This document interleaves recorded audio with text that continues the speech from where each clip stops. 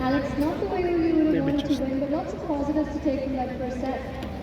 Yeah, I really, obviously no one likes advancing in this way. And being on tour, I'm starting to discover really at this level how difficult it is to maintain your health physically. So I really hope that Hailey is okay and will bounce back soon.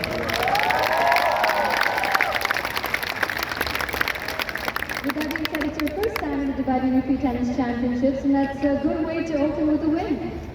Yeah, I'm super happy to be in the next round.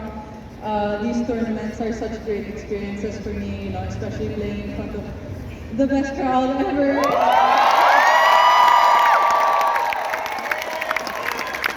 I'm really doing my best to try to enjoy every moment I have on board. Well, if there's a message that you want to give all your fans and also everyone back home that's supporting you, what would it be?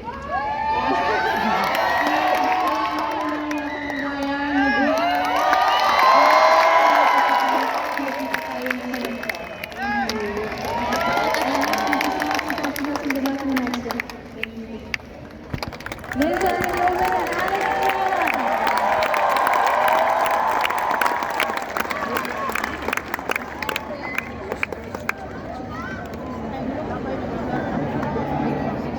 Alex Alex! Alex, saging mo!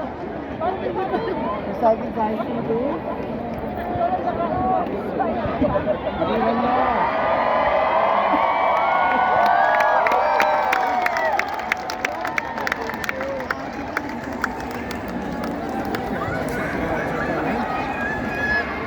Init kasi Consul. Parang sa Ambassador.